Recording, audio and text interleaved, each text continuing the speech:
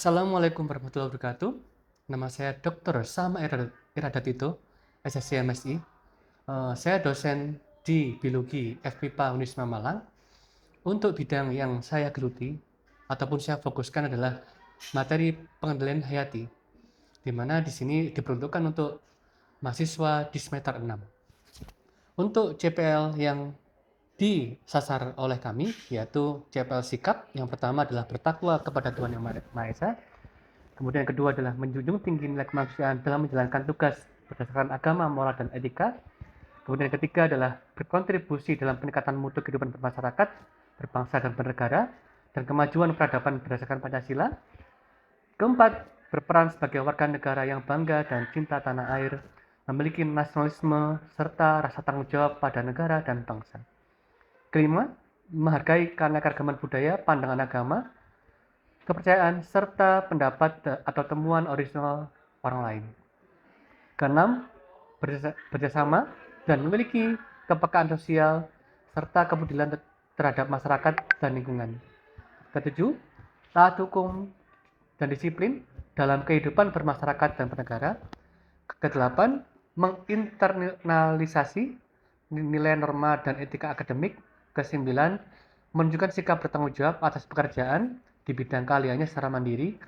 Ke-10, menginternalisasi semangat kemandirian, kejuangan, dan kewirausahaan. Dan ke-11, menginternalisasi ajaran Islam Ahlussunnah wal Jamaah dalam kehidupan profesinya.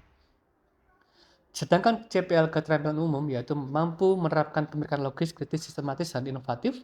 Yang kedua adalah mampu menunjukkan kinerja mandiri, bermutu, dan terukur. Yang ketiga adalah mampu mengkaji, mengimplementasikan pengembangan ataupun pengetahuan dan teknologi. Keempat, mampu menyusun deskripsi saintifik hasil kajian. Kelima, mampu mengambil keputusan secara tepat. Keenam, mampu memelihara pengembangan jaringan kerja dengan pembimbing kolega sejawat baik di dalam maupun di luar negeri. Ketujuh, mampu bertanggung jawab atas pencapaian hasil kerja kelompok dan melakukan supervisi. Kedelapan, mampu melakukan proses evaluasi diri terhadap kelompok kerja yang berada di bawah tanggung jawabnya. Kesembilan, mampu mendokumentasikan, menyimpan, mengamankan, dan menemukan kembali data untuk menjamin kesahihan dan mencegah plagiasi. Sedangkan keterampilan khusus yang disasar adalah yang pertama adalah mampu menyajikan solusi dalam memecahkan masalah terkait biologi. Kemudian yang kedua adalah mampu mengaplikasikan keilmuan biologi pada ruang lingkup kehidupan sehari-hari. Ketiga, mampu mengelola sumber daya hayati dan lingkungan dalam lingkungan yang spesifik. Keempat, mampu melaksanakan aktivitas ilmiah di bidang keahlian ataupun keilmuan biologi.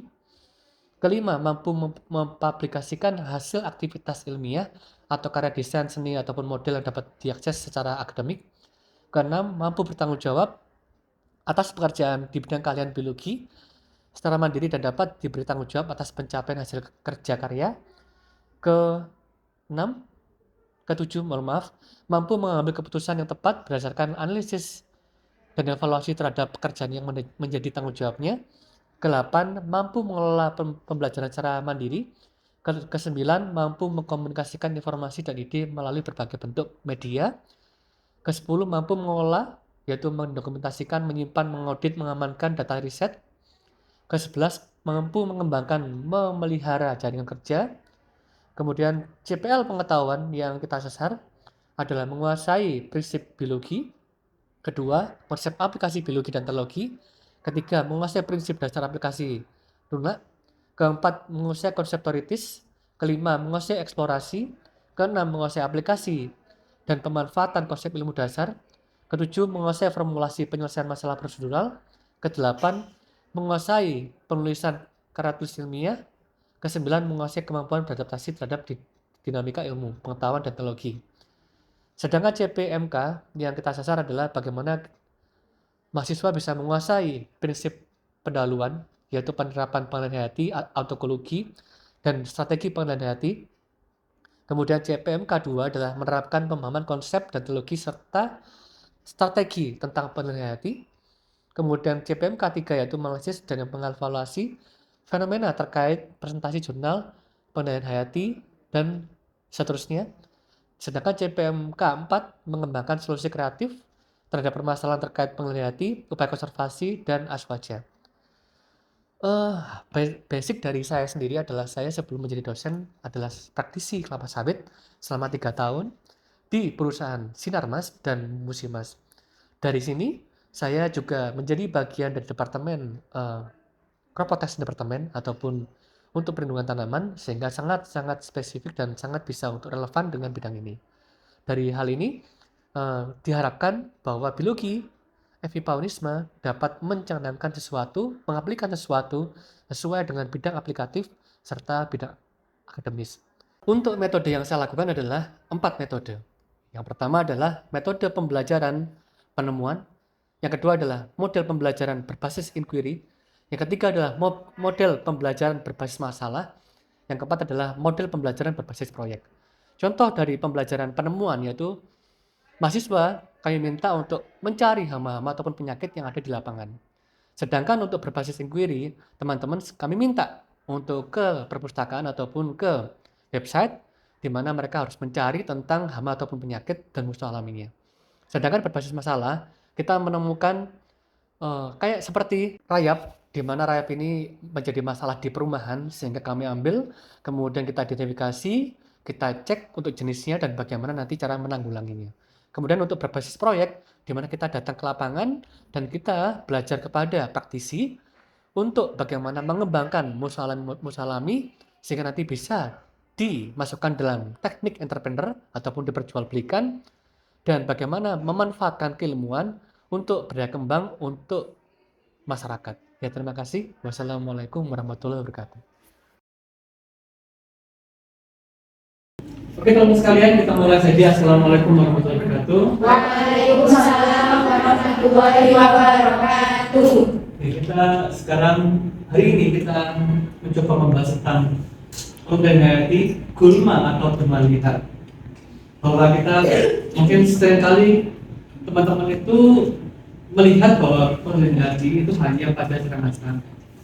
Ya, tapi ini kita coba lihat di sini, itu kita ke arah gulma. Jadi dan ternyata kita bisa memandang gulma dengan serangga juga atau dengan aspek hayati yang lain.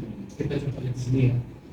Jadi penghayati serangga, hama dan penghayati gulma sama-sama melibatkan musuh alami yang berperan menekan spesies hama di bawah tingkat yang tidak merugikan secara ekonomi. Perbedaannya yaitu pada penghayati gulma, musuh alami dalam hal ini adalah serangga pemakan tumbuhan atau gulma harus bersifat monofag dan kata lain tumbuhan inangnya harus benar-benar spesifik. Jadi katakanlah musuh alami kita pakai untuk gulma A, maka dia harus spesies A itu saja. Jangan sampai dia menyerang yang tumbuh-tumbuhan yang lain. Gitu. Karena kalau misalnya kita memakai spesies A ini untuk mengendalikan tumbuhan liar yang macam-macam, nanti takutnya dia juga menyerang ke yang bukan non target. Ya, contohnya seperti itu. Ini kita lihat coba sebentar. Jadi musuh alami gulma memiliki peran sebagai berikut, yaitu ada mekanisme, itu ada 4 mekanisme bagaimana processingnya. Yaitu yang pertama adalah musuh tersebut membunuh secara langsung inangnya. Kemudian kedua, musuh alami menekan atau memperlemah daya tahan gulma. Yang ketiga, musuh alami mengurangi kemampuan reproduksi gulma sehingga dia tidak bisa reproduksi. Bahwasanya kita tahu dia bisa reproduksi melalui batang dan juga bisa reproduksi secara bijian. Sehingga ada sisa sedikit aja gulma di tanah ataupun di air, maka dia bisa tumbuh lagi. Ya. Makanya gulma itu bukan hal yang mudah untuk bagaimana menekan mereka. Di beras sekarang, di beban sekarang, dibersihkan sekarang, tidak lama kemudian udah tumbuh lagi, apalagi waktu hujan, cepat sekali. Makanya dengan memanfaatkan ini, kita harapkan kita bisa mengendalikan mereka dengan cara lain. Ya. Yang keempat adalah luka yang disebabkan musuh alami menyebabkan gulma mudah terinfeksi patogen. Jadi perlukaan itu bisa menyebabkan patogen dalam bentuk jamur, bakteri, virus bisa masuk sehingga gulma itu bisa mati. Sebetulnya luka-luka ini tidak hanya bisa disebabkan oleh serangga-serangga saja ataupun dari aspek-aspek mamalia ataupun yang lain, tapi juga bisa ikan. Ikan juga bisa, ada juga ikan ikan tomang itu bisa mendirikan gulma salvinia. Mungkin teman-teman tahu salvinia, tiambang yang biasanya di Ranupani, Ranu Argulo ataupun yang lain, nggak tahu. Tiambang itu apa ya? Biasanya itu yang kayak enceng gondok tapi dia di permukaan, dia bisa menutupi permukaan danau ataupun sungai sampai hijau. Jadi kita bisa pakai ikan sebetulnya untuk mendekat mereka. Bisa. Oke. Dan ini kalau bisa kita lihat bagaimana kita caranya untuk mengontrol bits ataupun gulma, kita harus melihat explore visibility-nya, bagaimana dia bertahan dan bagaimana dia bisa berkembang, kemudian bagaimana dia bisa survei kita harus lakukan, kemudian kita harus memilih mereka dengan lebih baik juga untuk akhirnya apa, kita harus bisa melihat bagaimana introduksinya mereka apakah memang cocok atau tidak, kemudian apakah mereka diimpor dari luar ke dalam, apakah dia lokal juga, dan kita bisa mengembangkan meriring juga. Kemudian kita bisa melepaskan dan yang terakhir adalah kita bisa mengevaluasi kesuksesannya, apakah dia sukses atau tidak. Kita bisa memonitoring dan evaluasi. Kita misalnya ini, kalau bisa kita lihat di sini bagaimana kita kontrol, yaitu kita memakai gap year ataupun kita memakai per tahun.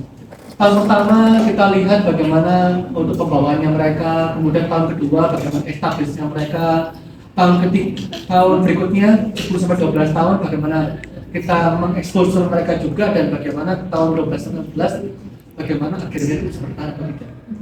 Itu jadi ada gap year di mana kita bisa melihat fase 1, 2, 3, 4. Yang pertama 1 sampai 3 tahun, yang kedua 3 tahun sampai 10 tahun, tahun phase ketiga yaitu 10 sampai 12 tahun, dan phase terakhir adalah 12 sampai 16 tahun. Contoh ini, jadi kalau misalnya kita lihat bagaimana kita mengendalikan mereka, kita bisa memakai cara teknik laut ataupun kimia. Cara kedua adalah cara kultural, kemudian cara ketiga adalah fisikal, cara keempat adalah biological, dan yang terakhir adalah cara presentatif. Kalau secara chemical kita pasti tahu bahwa bagaimana kita menggunakan pestisida, herbisida secara sintetik ya, seperti carboxol, kemudian dari yang jenis yang lain itu bisa kita pakai. Dan ini itu bisa mematikan gulma itu dengan mode-mode tertentu. Misalnya katakanlah ada paraquat dan glifosat, ini dua yang paling sering dipakai untuk bahan aktif herbisida. Dan dua-duanya ini memerlukan mode aktif yang berbeda. Kalau misalnya yang glifosat dia secara kontak, dia harus kontak ke permukaannya, kulitnya ataupun daunnya si tumbuhan gulma itu sehingga dia bisa mati. Kalau yang glifosat juga mirip tapi dia melalui akar. Ada juga yang ini yang kemarin kita pakai itu adalah salah satu yang jenis baru, saya lupa namanya. Itu tuh dia bisa melalui biji, sehingga bijinya bisa mati, sehingga memperlama tumbuh kembangnya lagi si gulma itu. Ya. Kalau yang kultural, bagaimana kita maintain field, yaitu kita bagaimana menggunakan lapang dan lebih baik, dan biasanya kita memakai rotasi yang tanaman yang kita tanam.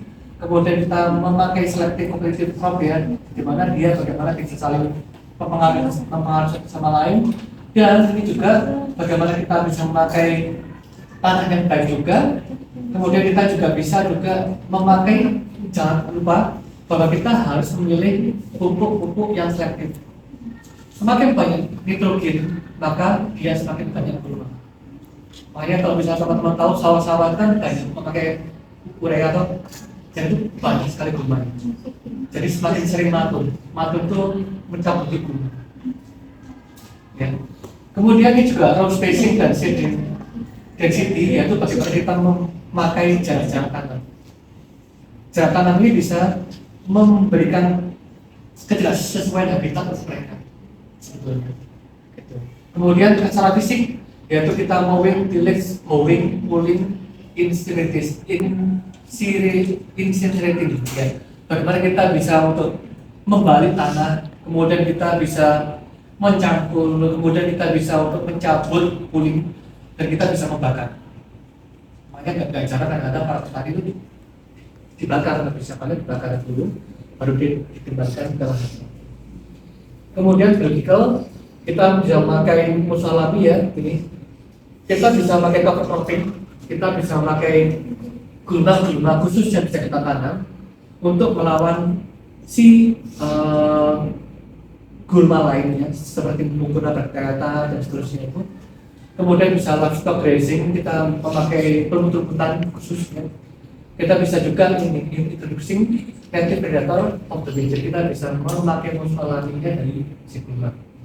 Yang ini preventif, yaitu bagaimana kita ini jangan sampai kita tuh, ini adalah cara bagaimana kita mencegah preventifnya.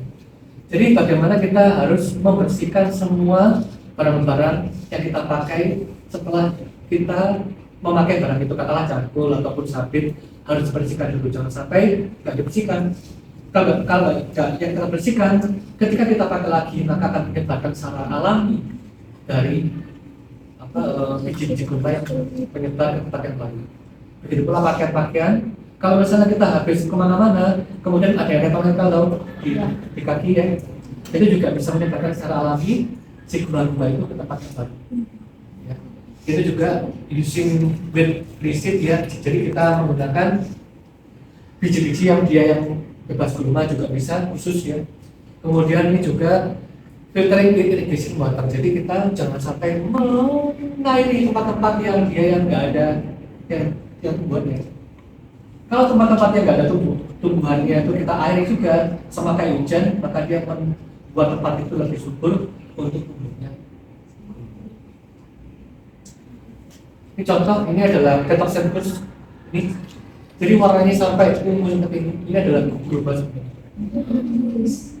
Iya, ya katanya bagus, tapi itu gulma yang mengganggu.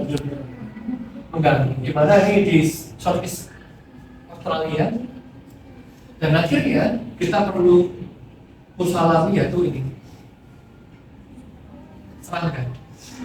serangga Muganovus namanya. Jadi dia serangga ini, dia bisa kita investasikan ke situ sehingga dia bisa mengendalikan si yang gulma tadi, gulma Peterson. Ketika mereka dimasukkan, awalnya itu gulmanya sangat banyak ini ya. Kemudian ketika dia dimasukkan, maka dia mulai menurun.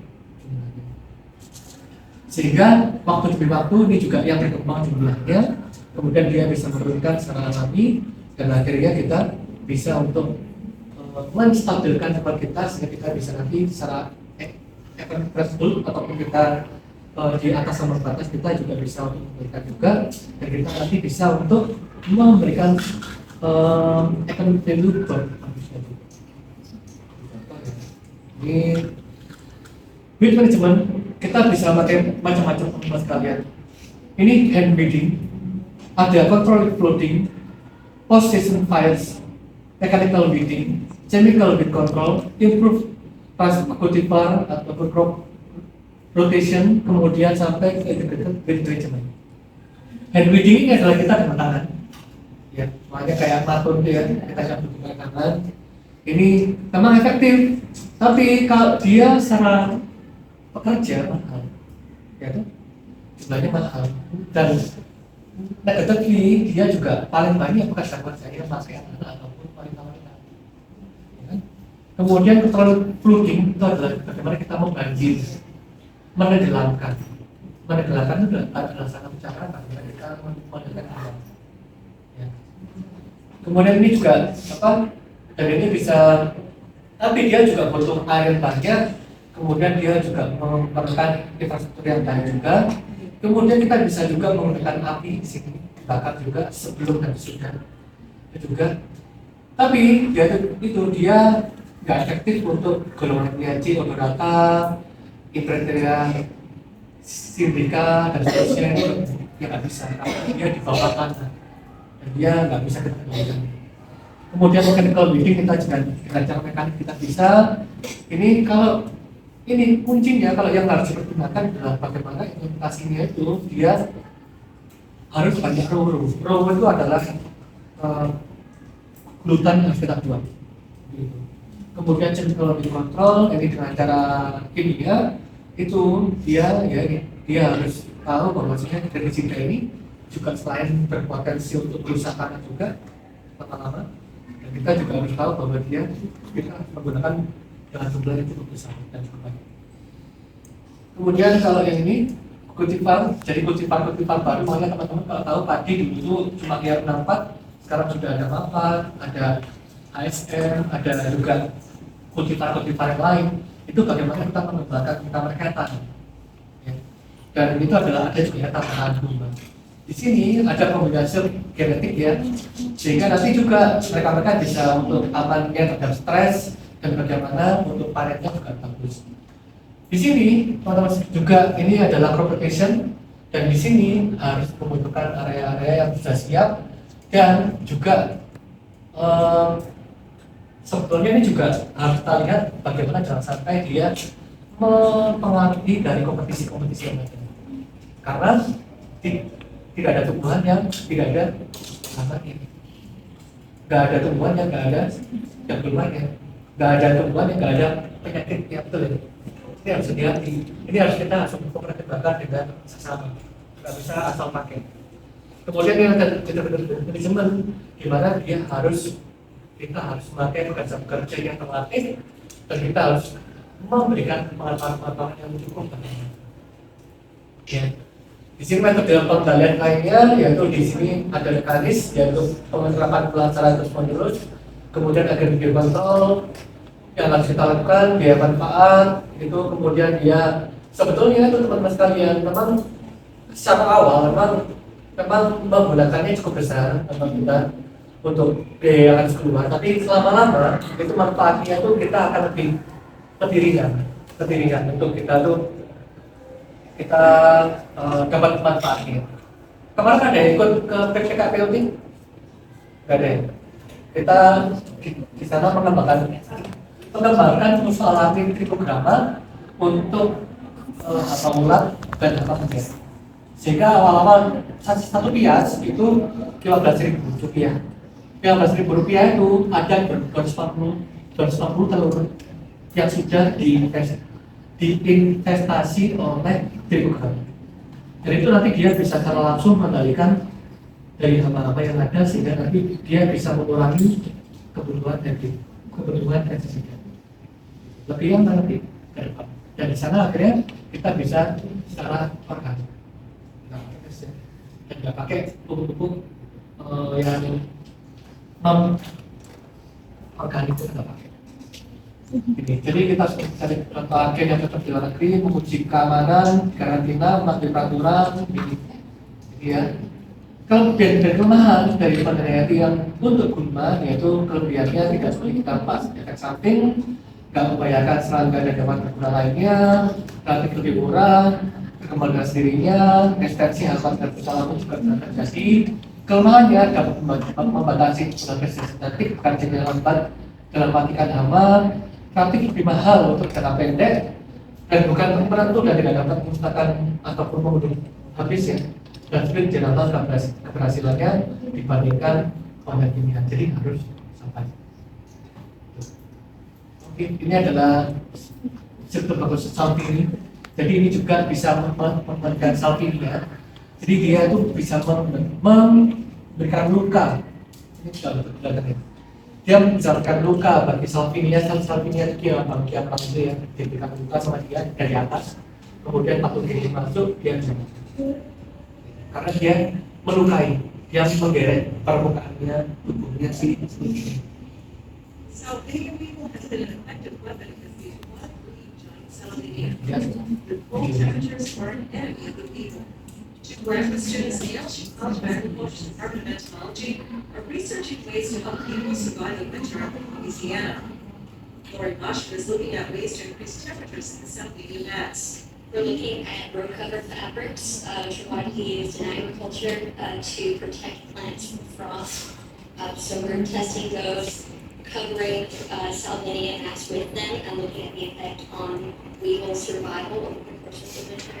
She said these covers could be used on a small scale to help a portion of the beetles survive the winter. One other strategy is to promote plant crowding to increase mat temperatures. Alana Russell's work involves establishing populations of ground-tolerant beetles.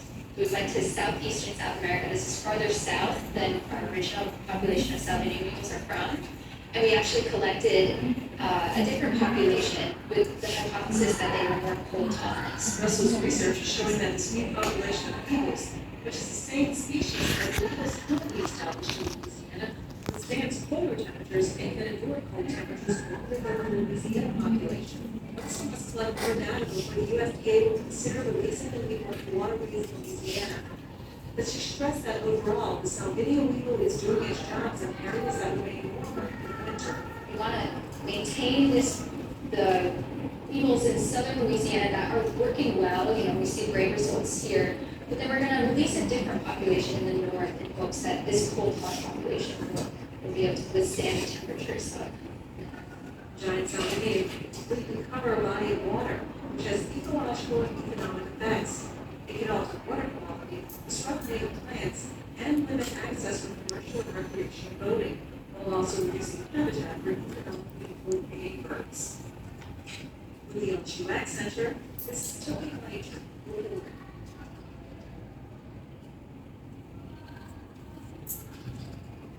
Jadi itu ada Salvinia. Jadi yang hijau-hijau tadi itu menutupi permukaan perairan.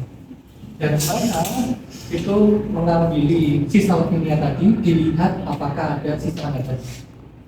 Serangga tadi diambil kemudian di lab, ya, diperbanyak jumlahnya, kemudian dilepas lagi ke atas untuk mengendalikan Salvinia. Selesai, itu simpel konsepnya. Jadi mereka memang secara alami memang ada yang menyerang ke arah situ.